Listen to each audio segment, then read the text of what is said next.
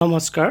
আগন্তুক 2026 চনৰ ফেব্ৰুৱাৰী মাহৰ 26 তাৰিখে বিদ্যালয়সমূহত ফাউণ্ডেশ্যনেল লাৰ্ণিং ষ্টাডি, যাক চমুকৈ FLS বুলি কোৱা যায়, সেই FLS NCERT নিউ দিল্লীৰ ফালৰ পৰা অনুষ্ঠিত কৰিবলৈ গৈ আছে। আৰু এই FLS 2022 চনত প্ৰথমবাৰ অনুষ্ঠিত হৈছিলে আৰু সেইটো বেছলাইন হিচাপে ধৰিছিলে নিপুণ ভাৰত মিছন ইমপ্লিমেণ্টেশ্যনৰ ক্ষেত্ৰত। আৰু 2026ত যি FLS অনুষ্ঠিত হ'ব তাক মিডলাইন এছেছমেণ্ট বুলি ধৰি লৈ আছে। আৰু ইয়াতে এই মিডলাইন ছাৰ্ভেত আমাৰ ছাত্ৰ ছাত্ৰীসকল তৃতীয় শ্ৰেণীৰ ছাত্ৰ ছাত্ৰীসকলক ইয়াত সাঙুৰি লোৱা যাব। আৰু ইয়াৰ যি প্ৰশ্ন পদ্ধতি, প্ৰশ্ন ষ্টাইল, সেই ষ্টাইলটি আমাৰ গুণোৎসৱ হওক বা আমাৰ পেট এক্সাম হওক বা আমাৰ যি মূল্যায়ন বিদ্যালয় অনুষ্ঠিত হয় তাতকৈ সম্পূৰ্ণ পৃথক। গতিকে আজিৰ ভিডিঅ'টিত মই আপোনালোকক ইয়াৰ প্ৰশ্ন পদ্ধতি, কেনেধৰণৰ প্ৰশ্ন আহিব আৰু কিদৰে ছাত্ৰ ছাত্ৰীসকলে এটেম্প ল'ব লাগিব তাৰ বিষয়ে জনাব চেষ্টা কৰিম। এই FLS পৰীক্ষাটি আমাৰ লিটাৰেচি আৰু নিউমেৰেচি দুয়োটাৰে অনুষ্ঠিত হ'ব। আজিৰ ভিডিঅ'টিত মই আপোনালোকক লিটাৰেচিখিনি দেখুৱাব চেষ্টা কৰিম আৰু নিউমেৰেচিখিনি প্ৰায় একেধৰণৰ হয়, সেইটো মই পৰৱৰ্তী ভিডিঅ'ত লৈ আহিম। যদি আপোনালোকে বিচাৰে কমেণ্ট ছেকশ্যনত জনাব। ইয়াতে কি হয়, প্ৰতিটো প্ৰশ্নতে ক্ষেত্ৰ পৰ্যবেক্ষক যোনজন আহিব ফেব্ৰুৱাৰী মাহৰ পৰীক্ষাটিত বা বৰ্তমান প্ৰেক্টিছ কৰাব থাকোঁতে আমি শিক্ষকজনে কি কৰিব লাগিব সেই কথাখিনি স্পষ্টকৈ ধুনীয়াকৈ লিখি দিছে। আৰু প্ৰতিটো প্ৰশ্নৰে একোটা শিকন ফলাফল থাকে। প্ৰথম প্ৰশ্নটো শিকন ফলাফল শ্ৰৱণবোধ, অৰ্থাৎ শ্ৰৱণ শক্তি বৃদ্ধি পাব, শুনি পেলাই তেওঁলোকে বুজি পাব। আৰু ইয়াতে কৈ দিছে যে আপোনালোকে কি কৰিব লাগিব, যে ইয়াত কেইটামান ছবি থাকিব, ছবিকেইটা ভালদৰে চোৱা বুলি আমি ল'ৰা ছোৱালীক ক'ব লাগিব। এটা বা তাতকৈ বেছি বাক্য পিছত মই ক'ম, শিক্ষকজনে এনেধৰণে ক'ব যে ইয়াত ছবিকেইখন আছে, তোমালোকে ছবিটো ভালদৰে চোৱা ছবিকেইটা। আৰু তাৰপিছত মই এটা বা তাতকৈ বেছি বাক্য ক'ম, তোমালোকে মই কোৱা কথাখিনি শুনি বুজিবলৈ চেষ্টা কৰিবা আৰু মই কোৱা কথাখিনিৰ লগত মিল থকা ছবিখন তোমালোকে আঙুলিৰে দেখুৱাই দিব লাগিব, অৰ্থাৎ পিন পইণ্ট কৰি দেখুৱাই দিব লাগিব। আৰু ইয়াৰ পিছত শিশুসকলক ছবি দেখুৱাব আৰু প্ৰতিটো ছবিৰ বিপৰীতে বিৱৰণ বা বৰ্ণনা দুবাৰকৈ ক'ব লাগিব। আৰু এবাৰ জোৰেকৈ আমি কৈ দিয়াৰ পিছত ছাত্ৰ ছাত্ৰীসকলক সৰ্বাধিক 1 মিনিট সময় দিব তেওঁলোকে মিলাবৰ কাৰণে। আৰু 1 মিনিটত যদি তেওঁলোকে সঁহাৰি নিদিয়ে, মানে ৰিপ্লাই দিব নোৱাৰে, তেতিয়াহ'লে আমি পিছৰ ছবি বাক্যৰ সমষ্টিটোলৈ আগবাঢ়ি যাব লাগিব। আপোনালোকে প্ৰথম প্ৰশ্নটো চাওক, শিশুটিয়ে কল খাই আছে আৰু ইয়াত 4টা ছবি আছে, এটি শিশুৱে বেলেগ বেলেগ বস্তু খাই থকা। ইয়াৰে 1 মিনিটৰ ভিতৰত বাচ্ছাটোৱে পইণ্ট কৰি দেখুৱাব পাৰিব লাগিব কোনটো ছবিত শিশুটিয়ে কল খাই আছে। আৰু তেওঁলোকে দেখুৱাব পাৰিলে সেইমতে নম্বৰ দিব লাগিব। আৰু যদি দেখুৱাব নোৱাৰে তেতিয়াহ'লে আমি পৰৱৰ্তী প্ৰশ্নলৈ গুচি যাম। বাক্য 2ত দিছে কেইজনমান শিশুৱে বাদ্য বজাই আছে, ইয়াত ইনষ্ট্ৰুমেণ্ট বজাই আছে, ইয়াত কোনটো ছবিত বাদ্য বজাই আছে সেইটো বাচ্ছাটোৱে পিন পইণ্ট কৰি 1 মিনিটৰ ভিতৰত দেখুৱাব লাগিব। তেনেধৰণে তৃতীয় ছবিটোতো কিবা এটা লাইন আপোনালোকে দুবাৰ ক'ব জোৰে জোৰে, আৰু কোৱাৰ পিছত ষ্টুডেণ্টে সেই লাইনটো কোনটো ছবিয়ে সেই লাইনটোৰ কথা বুজাইছে সেইটো তেওঁলোকে দেখুৱাব লাগিব। তাৰপিছত 4 নম্বৰ আৰু এটা ছবি দিছে, আৰু তাৰপিছত 5 নম্বৰ আৰু 4টা ছবিৰ সমষ্টি দিছে, আৰু তাৰ ভিতৰত কোনটো হয় সেইটো ষ্টুডেণ্টে পিন পইণ্ট কৰি দেখুৱাব লাগিব। আপোনালোকে কিতাপত ইয়াতকৈ বেছি প্ৰশ্ন পাব, কাৰণ এইটো এটা আৰ্হি প্ৰশ্নৰ কাকতহে হয়।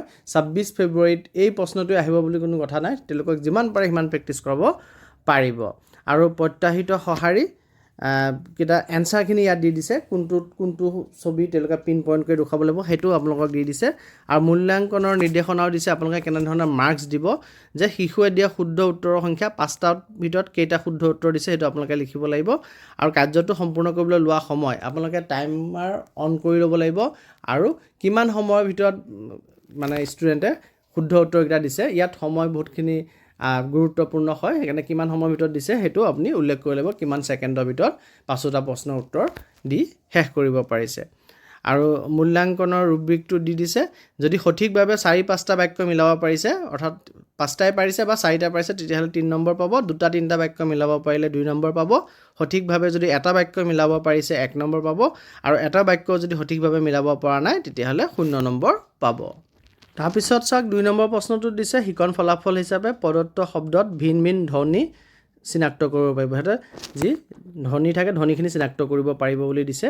আৰু ইয়াতে ক্ষেত্ৰ পৰ্যবেক্ষক অৰ্থাৎ FI জনে ক'ব লাগিব যে মই তোমালোকক কেইটামান শব্দ ক'ম, মনোযোগেৰে শুনিবা আৰু তোমালোকে বিভিন্ন শব্দত শুনা ধ্বনি সম্পৰ্কে মোক ক'ব লাগিব আৰু এটা উদাহৰণো তেওঁলোকক দি দিব লাগিব মানে আপুনি কি সুধিব বিচাৰিছে যে কলম শব্দটোৰ প্ৰথম ধ্বনি কি চাও আহা শুনো আহা কলম শব্দটোৰ প্ৰথম ধ্বনি হৈছে ক কলমটো কৰে হৈছে তাৰপিছত তেওঁলোকক সুধিব যে ছাগলীটো কি ধ্বনিৰে হৈছে প্ৰথম শব্দটোৰ প্ৰথম ধ্বনিটো কি ছাগলী শব্দটোৰ আৰু ল'ৰা ছোৱালীয়ে যদি শুদ্ধ উত্তৰ দিয়ে তেতিয়া ক'ব বোলে খুব সুন্দৰ ছাগলী শব্দটোৰ প্ৰথম ধ্বনি হৈছে চ আৰু যদি শিশুটিয়ে উত্তৰ দিব নোৱাৰিলে তেতিয়া ক'ব যে ছাগলী শব্দটো আকৌ এবাৰ শুনা ইয়াৰ প্ৰথম ধ্বনিটো হৈছে চ ছাগলীটো আকৌ এবাৰ ক'ব এনেকৈ স্পষ্টকৈ আপুনি দুবাৰকৈ উচ্চাৰণ কৰিব আৰু যদি শিশুটিয়ে এটা শব্দ 5 ছেকেণ্ডৰ বাবে ৰৈ যায় তেতিয়াহ'লে আপুনি পিছৰ শব্দলৈ যাব এতিয়া আপুনি শব্দকেইটা ক'ব ধৰি লওক আম ক'ব 5 ছেকেণ্ড ৰ'ব 5 ছেকেণ্ডৰ ভিতৰত যদি আ ক'ব পাৰে শুদ্ধ আৰু যদি 5 ছেকেণ্ডৰ ভিতৰত আ ক'ব নোৱাৰে বেলেগ কিবা কয় তেতিয়াও ভুল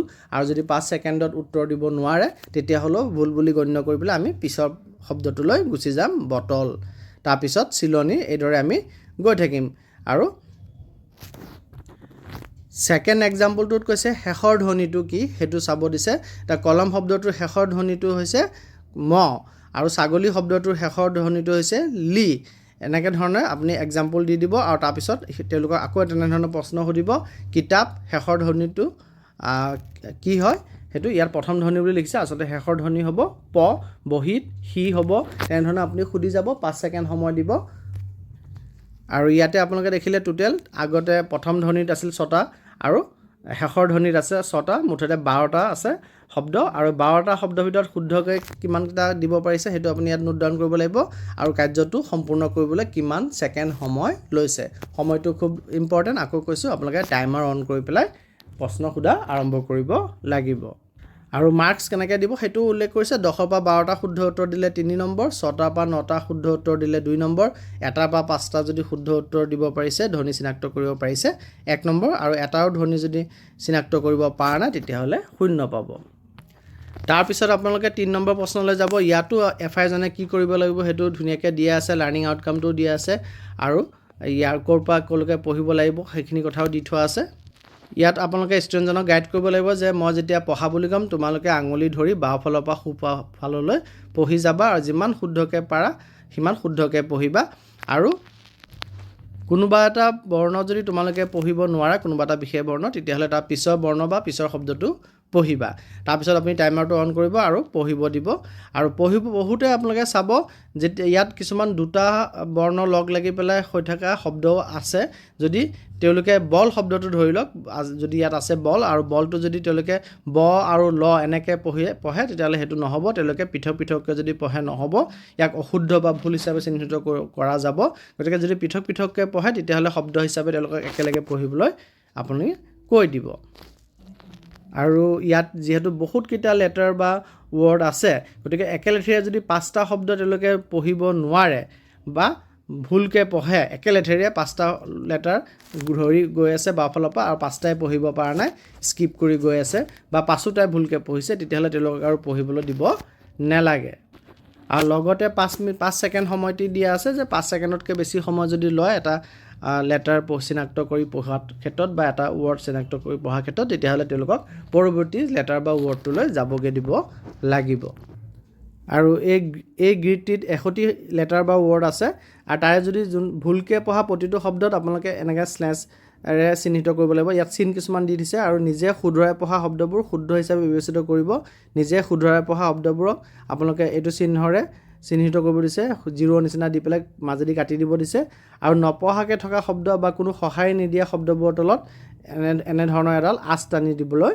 দিছে গতিকে আপোনালোকে এই চিহ্নকেইটা এই গ্ৰীডটিত দিব যোনটো লেটাৰ বা ৱৰ্ডৰ ক্ষেত্ৰত যোনটো চিহ্ন প্ৰযোজ্য হয় আৰু টোটেল 100টা শব্দৰ বা লেটাৰৰ ভিতৰত তেওঁলোকে কিমানকেইটা শুদ্ধকৈ পঢ়িছে তাত আপুনি 100ৰ ভিতৰত কিমানকেইটা শুদ্ধ সেইটো আপোনালোকে ইয়াত উল্লেখ কৰিব আৰু সম্পূৰ্ণ কৰিবৰ কাৰণে কিমান ছেকেণ্ড সময় লৈছে সেইটো আপোনালোকে টাইমাৰ অন কৰি পেলাই সেই ছেকেণ্ড সময়টো ইয়াত ল'ব আৰু নম্বৰ কেনেকৈ দিব 80টাৰ পৰা 100টা বৰ্ণ বা শব্দ যদি শুদ্ধভাৱে পঢ়িব পাৰিছে 3 নম্বৰ দিব 50ৰ পৰা 79লৈকে যদি হয় 2 10ৰ পৰা 49লৈকে হ'লে 1 আৰু 10তকৈ কমটা শব্দ বা বৰ্ণ যদি শুদ্ধকৈ পঢ়িছে তেতিয়াহ'লে 0 পাব আৰু 4 নম্বৰ লাৰ্ণিং আউটকামটোত আছে প্ৰশ্নত তৃতীয় শ্ৰেণীৰ বাবে প্ৰযোজ্য সাধাৰণ পৃথকীকৃত শব্দ জোৰা লগাই পঢ়িব।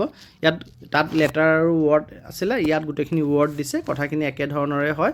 আৰু গতিকে মই এইখিনি কথা আকৌ এবাৰ ক'বলৈ নাযাওঁ, আপোনালোকে ইয়াতে নিৰ্দেশনাখিনি পঢ়ি ল'লে আপোনালোকে নিশ্চয় বুজি পাব। আৰু ইয়াত 50টা লেটাৰ ৱৰ্ড আছে, 50টা ৱৰ্ড কিমানটা শুদ্ধ ক'ব পাৰিছিলে আৰু কিমান ছেকেণ্ড লগাইছিলে আৰু মাৰ্কছখিনি কিদৰে দিব লাগিব সেই কথাখিনি ইয়াত উল্লেখ কৰি থোৱা আছে। আৰু 5 নম্বৰ প্ৰশ্নটো একেধৰণৰ, ইয়াত কিছুমান অৰ্থহীন শব্দ দিছে, অৰ্থাৎ কোনো মিনিং নাই ৱৰ্ডবিলাকৰ, কিন্তু তেওঁলোকে জোটাই পেলাই পঢ়িব পাৰিব লাগিব। আৰু ইয়াতো সেই 50টা ৱৰ্ড দিছে তেনেধৰণৰ, আৰু একেধৰণৰে নিৰ্দেশনাখিনি দিয়া আছে, আপোনালোকে পঢ়ি ল'লে বুজি পাব। এইকেইটা ৱৰ্ডৰ কোনো অৰ্থ নাই, কিন্তু তেওঁলোকে জোটাই লৈ পঢ়িব পাৰিছেনে নাই সেইটো চাব লাগিব। আৰু 50টাৰ ভিতৰত কিমানকেইটা ৱৰ্ড পঢ়িব পাৰিছে, কিমান ছেকেণ্ড লৈছে আৰু কেনেকৈ নম্বৰ পাব সেই কথাখিনি ইয়াত দি থোৱা আছে। তাৰপিছত 6 নং প্ৰশ্নত যদি আহোঁ, ইয়াৰ শিকন ফলাফল দিছে পঠনবোধ, আৰু ইয়াত আমাৰ আগতে যেনেকৈ ছবি আছিলে সেই একেধৰণৰ ছবিয়ে দিছে প্ৰথম প্ৰশ্নটোত যি আছিলে। আৰু প্ৰথমটোত কি আছিলে, প্ৰথমটোত আছিলে যে শিক্ষকে বাক্যটো কৈ দিব আৰু পিছত ষ্টুডেণ্টে আঙুলি দি পেলাই দেখুৱাই দিব। কিন্তু ইয়াত আছে পৃথক, ইয়াত মানে বেলেগটো হ'ল এইটোৱে এই প্ৰশ্নটোত যে ইয়াত শিক্ষকে বাক্যটি কৈ নিদিয়ে, বাক্যটি ছাত্ৰ ছাত্ৰীসকলে নিজে পঢ়িব লাগিব, পঢ়ি পেলাই বুজি উঠিব লাগিব। উঠাৰ পিছত তেওঁলোকে 4টা ছবিৰ ভিতৰত কোনটো ছবি সম্পৰ্কিত ছবি হয় বাক্যটিৰ সৈতে সেইটো তেওঁলোকে চিলেক্ট কৰিব লাগিব। আপোনালোকে স্ক্ৰীনত দেখি আছে শিশুকেইটাই গৰু গাড়ীৰে বিদ্যালয়লৈ গৈ আছে, সেইটো তেওঁলোকে পঢ়িব লাগিব, বুজি পাব লাগিব, আৰু কোনটো ছবিয়ে এই কথাটো বুজাইছে যে শিশুকেইটা গৰু গাড়ীৰে বিদ্যালয় গৈ আছে সেইটো দেখুৱাই দিব পাৰিব লাগিব। তেনেধৰণৰ শব্দ ছবিৰ সমষ্টি 5টা ছেট দিছে, আপোনালোকে ইয়াৰ বাদে অন্য সমষ্টিও কিতাপৰ পৰা বা অন্যৰ পৰা ল'ব পাৰিব। আৰু তাৰপিছত আকাংক্ষিত সঁহাৰি কোনটো শুদ্ধ উত্তৰ সেইটোও দি থৈছে, আৰু মূল্যাংকনৰ নিৰ্দেশনা আৰু মূল্যাংকনৰ ৰুব্ৰিকটোও দি থোৱা আছে। এইখিনি কথা মই আকৌ এবাৰ ক'বলৈ নাযাওঁ। তাৰপিছত আমাৰ 7 নম্বৰ প্ৰশ্নটোত আছিলে দফা এটা সঠিকভাৱে স্পষ্ট উচ্চাৰণেৰে সঠিক গতিৰে তেওঁলোকে পঢ়িব আৰু দফাটো বুজি পাব। অৰ্থাৎ এইবাৰ এটা ৱৰ্ড বা লেটাৰ নহয়, পেৰাগ্ৰাফ পঢ়িব লাগিব, এটা সাধু পঢ়িব লাগিব। আৰু ইয়াতে ইনষ্ট্ৰাকশ্যনখিনি দি থোৱা আছে, এইখিনি আপোনালোকে চাই ল'ব। 60 ছেকেণ্ড সময় দিছে পেৰাগ্ৰাফটো পঢ়িবৰ কাৰণে, আৰু 5 ছেকেণ্ডতকৈ বেছি সময় যদি এটা শব্দত লয় তেতিয়াহ'লে পৰৱৰ্তী শব্দত যাবগৈ লাগিব। আৰু প্ৰথম বাক্যটোৰ যদি এটাও শব্দ পঢ়িব নোৱাৰে বা গোটেইকেইটা শব্দ যদি ভুলকৈ পঢ়ে তেতিয়া তেওঁক পঢ়িব দিব নালাগে। এটা সাধু বা কাহিনী দিছে, এইটো পঢ়িব দিব লাগিব তেওঁলোকক, আৰু 60 ছেকেণ্ডৰ ভিতৰত পঢ়িব লাগিব। আৰু প্ৰতিটো ভুলকৈ পঢ়া প্ৰতিটো শব্দত চিন দিব লাগিব, আৰু 3টা চিনৰ কথা ইয়াত দিছে। একেবাৰে শেষত পঢ়া শব্দটোৰ পাছত 60 ছেকেণ্ডৰ আগত বা পাছত আৰু এটা চিন দিব লাগিব। অৰ্থাৎ 60 ছেকেণ্ডৰ তেওঁলোকে কিমানখিনিলৈকে পঢ়িলে সেইখিনিত আমি আৰু এটা চিন দিব লাগিব। গতিকে আপোনালোকে এইখিনি নিৰ্দেশনাখিনি পঢ়ি ল'ব, আৰু ইয়াত মাৰ্কছ কেনেকৈ দিব লাগিব সেই কথাটো উল্লেখ কৰিছে, আৰু কিমান সময় লৈছে সেইটোও উল্লেখ কৰিছে, আৰু দফাটোত থকা মুঠ শব্দৰ সংখ্যা 80টা বুলিও দি দিছে। আৰু মাৰ্কছ কেনেকৈ দিব সেইখিনি কথাও দি থোৱা আছে ইয়াতে। তাৰপিছত 7ৰ খত আছে যে সেই একেটা সাধুটোৰ ওপৰতে ভিত্তি কৰি কিছুমান প্ৰশ্ন সুধিব, আৰু প্ৰশ্নকেইটাৰ উত্তৰ তেওঁলোকৰ পৰা জানিব চেষ্টা কৰিব। তেওঁলোকে যদি 15 ছেকেণ্ডৰ ভিতৰত উত্তৰ দিব নোৱাৰে তেতিয়াহ'লে ইয়াত চাব শুদ্ধ উত্তৰ, ভুল উত্তৰ আৰু কোনো সঁহাৰি নাই। আপোনালোকে কোনো সঁহাৰি নাই ক্লিক কৰিব বা টিক মাৰিব, আৰু যদি নাজানো বুলি কয় তেতিয়াহ'লে কোনো সঁহাৰি নাই আপোনালোকে টিক কৰিব, আৰু যদি শুদ্ধ উত্তৰ দিছে শুদ্ধ উত্তৰত টিক কৰিব, যদি ভুল উত্তৰ দিছে ভুল উত্তৰত টিক কৰিব। আৰু মূল্যাংকনৰ নিৰ্দেশনাত যদি আহোঁ তেতিয়াহ'লে 5টা প্ৰশ্ন আছিলে, কেইটা শুদ্ধ কৰিলে কিমান সময় ল'লে সেই কথাখিনি আছে, আৰু ৰুব্ৰিক্সটো দি দিছে কেনেধৰণে আপুনি মাৰ্কিং কৰিব লাগিব।